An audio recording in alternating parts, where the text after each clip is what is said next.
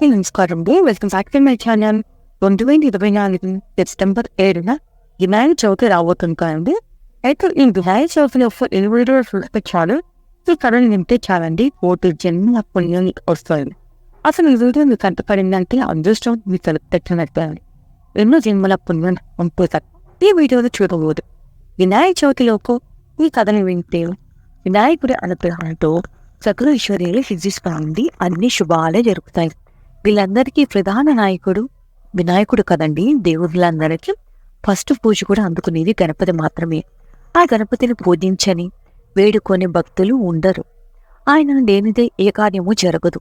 వినాయకుడు సకల దేవతాగణాలకు అధిపతి. అన్ని అడ్డంకులను తొలగించే వినాయకుడు అన్ని కార్యములకు పూజలకు ప్రధానంగా పూజలు అందుకునేవాడు వినాయకుడు. అందుకే మొదట ఏ పూజ అయినా వినాయక పూజతోనే ప్రారంభమవుతుంది. భక్తులు ఏ పూజ చేయదలుచుకున్నా మొదట పూజించేది స్మరించుకునేది గణేశుని మాత్రమే అండి. గణేశుని అందరికీ తెలిసిన విషయమే కదా. చూడటానికి పూర్ణ కుంభం లాంటి దేహం, బాణపొట్ట ఉంటుంది.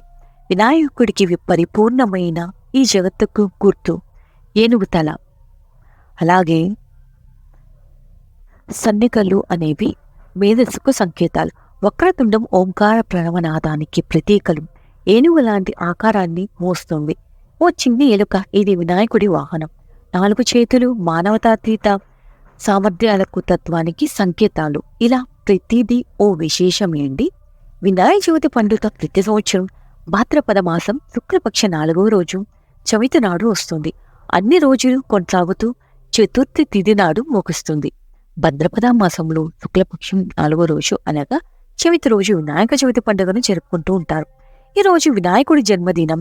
పార్వతీ పరమేశ్వరుల కుమారుడు గణేశుడు పుట్టినరోజులు ఇది. ఈ రోజున వినాయకుడి విగ్రహ స్థాపన చేసి 9 రోజుల పాటు నవరాత్రి పూజలు చేసి ఆపై ఆ విగ్రహాలు నిమజ్జనం చేస్తారు. వినాయక చవితి రోజు గణనాథుని సరికొత్త ప్రతిమను ఇంటికి తీసుకువచ్చి విగ్రహ స్థాపన చేసి పత్రి, పూలు, పండ్లు, నైవేద్యాలు పెట్టి పూజిస్తారు. అలా 9 రాత్రుల పాటు ఇంట్లో నుంచి 10వ రోజు ఉద్యాపన విగ్రహాన్ని నిమజ్జనం చేస్తారు. మధ్యాహ్నం వరకు ప్రతిరోజు వినాయకుడికి 3 సార్లు పూజ చేసి నైవేద్యం సమర్పిస్తారు.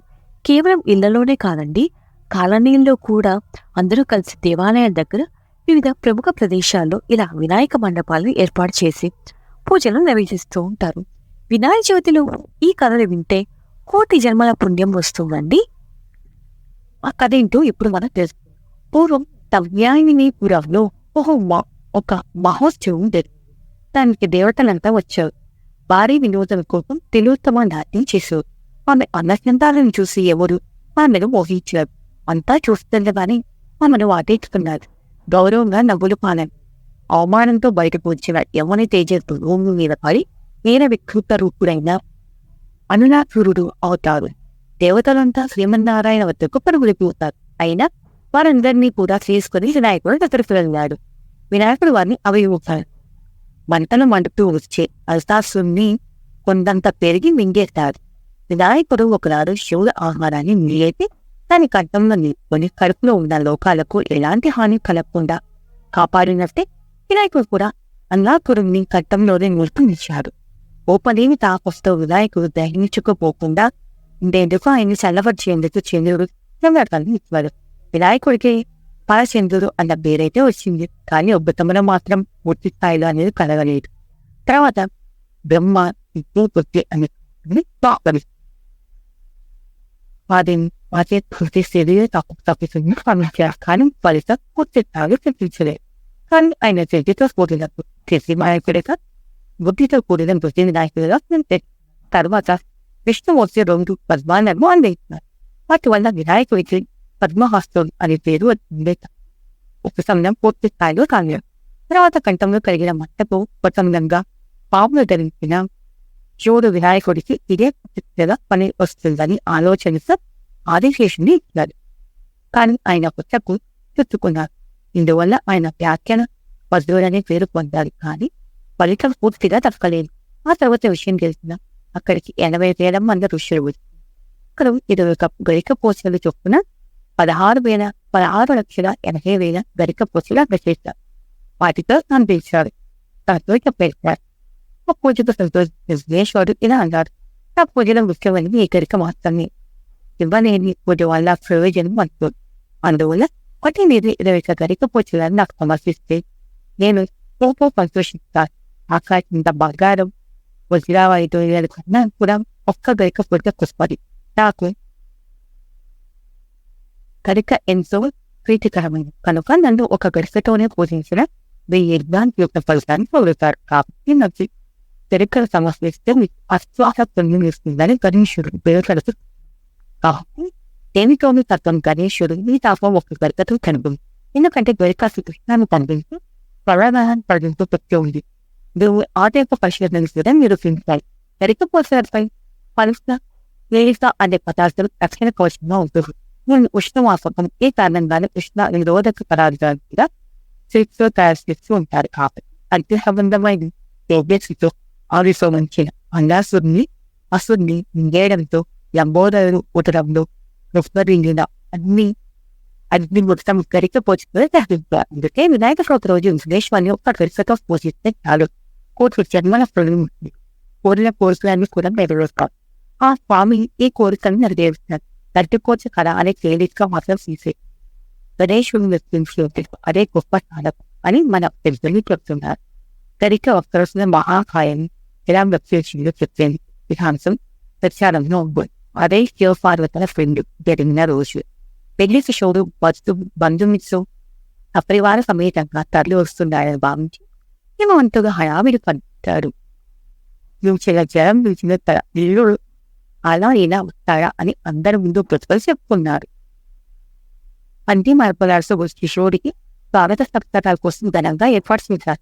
ఈయన చూస్తే షోరు గడిచేత 10 మంది కూడా వెంట వేసుకుని లేకుండా తన బాములు వచ్చారు.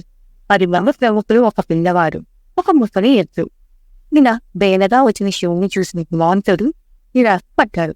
ఇలాంటి వాడిన పర్వతరాజు కూతురు పార్వతి పెళ్లి చేసుకుంటా అంటుంది అని జనం ఎక్కడా నవ్వుతారని తెగ బాధపడిపోయాడు. కడుపులో బాధ ఆపుకోలేక బయటకి నానేస్తాడు. పెళ్లి కొడుకు హంగు ఆర్పాటం ఇంటేనా ఎంతమంది వచ్చి పడతారో అని భూమి ఆకాశాలు బద్దలైనా ఏర్పాటు చేశారు. అన్ని శివుడితో అన్నారు. హిమవంతుని మనసు బాగా అర్థం చేసుకో. నా శివుడు సంగతి ఏముందిలే కానీ ఈ పిల్లవాడికి కాస్త కింది పెట్టించండి. వాటి నుంచి ఆకలేక ఆవురావును అంటూ ఉన్నారు. అదే చిన్న పిల్లవాడేమో వినాయకుడు చూపించారు. పిల్లవాడికి ఎంత తిండి కావాలి కనుక అబ్బాయికి అన్న తెప్పించండి అని పని వాళ్ళని పురమాయించారు. హిమవంతుడు కానీ పెళ్లి పారిపోతుందని వండిన అన్నం అంతా తినేస్తున్నారు. వినాయకుడు ఆయన ఆవి తీరలే ఇస్తని ఉండల నుంచి లేదు. 100 కూరగాయలు, బియ్యాలు, పప్పులు, ఉప్పులు అన్నీ అడగించిస్తారు. పైన ఆకలి తీరలేదు. దాంతో వినాయకుడు ఆ నీటిలోకి వచ్చి పైకప్పుగా మరిచిన తాటాకులు పందని కసిన మామిడి తోరణాలు నా కంటికి కనిపించే పెట్టుకుంటే తినిస్తారు. అయినా ఆకలి తీరక ఆకలి అంటూ నానాకొని దీంతో హిమవంతుడు బెదిరిపోయాడు. బాబు ఈ పిల్లవాడిని ఎలా తట్టుకోవాలి అని కంగారు పడిపోయినాడు. ఇప్పుడు చూడు కలగజేసుకొని ఇంత చిన్న పిల్లవాడికి అన్నం పెట్టలేకపోయావు, ఇంకో 10 మంది తీసుకొస్తే ఏం చేసేవాడువో అని ప్రశ్నించారు.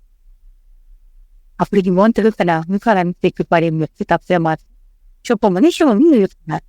ఈ పిల్లవాడికి దొరికి పెట్టండి. శివుడు అన్నీ తిన్నా ఆవురావన్న వారికి గడ్డపడి ఒక లెక్క అనువంతుగా అనుమానించారు. ఆయన పేరుకుంటా మనం శివుడు చెప్పినట్టు చేస్తారు. వినాయకుడు దరికపోతే కట్టేదాన్ని తప్పని ఆకలి పని వచ్చేసింది. అప్పటి నుంచి స్థితివస్తుడు వినాయకుడి ఒక కొడుకును కామి పెరుగుతున్న కాలు విశ్వాసం తెలుసుకొని ప్రారంభించారు. అందరి తెలిసిన బాల గణపతి మొత్తం తెలిసినట్లుగా పెరిగిపోతుంది పడిపోయింది. అంటే వెనక్కి సత్యభామ శ్రీకృష్ణుని సుఖం వేసేందుకు భారీ కొద్ది బంగారాన్ని ధనాన్ని కాసులు వేసి ఇసులం అవసరం ఉంటే సుష్టిని తొలుసుగా ఉక్కటి వేసి చూడుతూ లేదా దేవుడి భగవంతుడు ఇలానే మహిమని చూపి భక్తులు వ్యామోదం కలిగిస్తారు. వినాయకుడు తన తమ్ముడైన సుబ్రహ్మణ్యేశ్వర స్వామి పెళ్లి చేశారు. మహా అందంగా అలంకరించిన తమ్ముడు చూస్తున్నాం. అసలే అందగాడు. సుబ్రహ్మణ్యేశ్వర స్వామి పెళ్లి కొడుకు ఆశ్రమంలో ఒక అందంగా ఉన్నారు. అంగరంగ వైభవంగా జరిగిన ఆ పెళ్లి చూసి వినాయకుడు తనకు పెళ్లి అయితే ఎంత బాగుంటుందో తనాన్ని ఇలా తను అలంకరిస్తే తాను ఎంత బాగుంటాడో అని అనిపించింది. వెంటనే అమ్మాయి నా పార్వతమ్మ దగ్గరికి వెళ్ళారు. దగ్గరికి వస్తున్న పెద్ద కొడుకుని చూసి ఏదో అడగడానికి వస్తున్నారు. పార్వతమ్మ అప్పుడు వినాయకుడు పార్వతీదేవి అమ్మ నాకు తెలియట్లేదు, ఇంకా ఇంకా పెళ్లి చేయలేదు, అందరి పెళ్లిలో అయిపోతుంది అని అడిగారు. అది విన్న పార్వతీదేవి, సరైన ఆయన ఓ పిల్లని చూసుకో, ముందు పెళ్లికి కావాల్సిన ఏర్పాట్లు చేసుకో, పెళ్లి చేయడానికి ఎంత సమయం పట్టారు అని పెళ్లి ఏర్పాట్లు చేసుకోవాలి చెప్పింది. సరే అని వినాయకుడు తల్లి అంగీకారం ఎంతో సరస్వతి బయటకు వచ్చారు. పెళ్లి ఏర్పాట్లు చేయడం ఎలా అని ఆలోచిస్తూ అభివృద్ధి చూస్తారు వినాయకుడు. తన ప్రాంతాల్లో వినాయకుడికి ఒక్కొక్క కోడి దగ్గరికి వెళ్ళి, వినాయకుడు నేను బాగా చేసుకోదలిచాను, ఇందుకు చేయాల్సిన పనులు చాలా ఉన్నాయి, ప్రధానం మొదటిగా పెళ్లి చేయడం నిర్వహించాలి అని అనుకుంటున్నాను. నేను పద్మశాలీలు ఉండే సాయి పేటకు వెళ్ళి కొత్త చీరలు నేర్చే వారి చేత ఒక కొత్త కోడని తీసుకొని కొత్త చీరను కోపం తీసుకున్నప్పుడు చెప్తుంది. వినాయకుల శ్రీనివాసంగా ఆ కోడి మిక్సి పరిగెత్తు చూస్తూ కొత్త కోక అని అరుస్తూ లేదు. ఆ తర్వాత వినాయకుడు పెళ్లి కాలేదు, కానీ ఈ కొత్త కోక అని అరిచే అది మాత్రం కోడి ఇప్పటికే అరుస్తుంది ఉంది. అంతవరకు కోడి కూతలేదు. అంటే ఇప్పుడు మన కుక్కకు అనే కుక్కు అనే స్మృత అసలైతే కొత్త కోక అన్నమాట. ఇప్పుడు వినాయకుడు చెప్పిన కొత్త కోకం స్మృతాన్ని కొత్తగా కొత్త కథ అని చదవడం మొదలుపెట్టిన కోడి ఇప్పటికీ అరుస్తుంది. అడిగైతే కోడిని నాటుతూ వెళ్ళిపోయింది. కొత్త చూసిన వినాయకుడి తన పెళ్లి విషయం చెప్పి ఒక కొత్తైనా నేను కంపెనీ దగ్గరికి వెళ్ళి మంగళసూత్రాలు పట్టుకురా, పెళ్లి కూతురికే చెప్పారు. అలా వినాయకుడు అందుబాటులో ఉన్నవారందరికీ తల ఒక పని చెబుతూ ఉన్నారు. కొత్త కంపెనీ దగ్గరికి వెళ్ళిపోయింది. మంగళసూత్రాలు తీసుకుని ఆ మంగళసూత్రాలు నోటితో పట్టుకుని వస్తుందని అది ఎక్కడి జారిపోయింది. వాటి కోసం సంస్థలను వచ్చి వెతుకుతూ ఉంది. అలా కొత్త ఇప్పటికీ కూడా వస్తుతూనే ఉంది. అందుకే కొత్త చూపు కిందకి చూస్తూ ఉంటాం. వినాయకుడు కొండకొని మొదలుపెట్టిన గౌరవ చూపు ఇప్పటికీ అలాగే ఉండిపోయింది. అక్కడి ముందు వినాయకుడు కాస్త ముందుకు వెళ్ళి ఒక్కరిని ఉన్న అలాగే ఉన్నారు. ఈ 3 ఏళ్ళ సెంటు పిల్లవాడిని ఉయ్యాలలో చూసిన వినాయకుడు చిన్నాన్ని సంరక్షించి వేరే ఊరిని నేను చేసుకోవాలనుకుంటున్నా, నా పెళ్లికి నేను ఉండాలి చేయగలుగుతా అన్నారట. సరైన పిల్లవాడు తన 2 చేతులు పొలబాటు చేసినట్టుగా గుంటూరు లడ్డూలు చేస్తున్నట్టుగా అనిపిస్తుంది.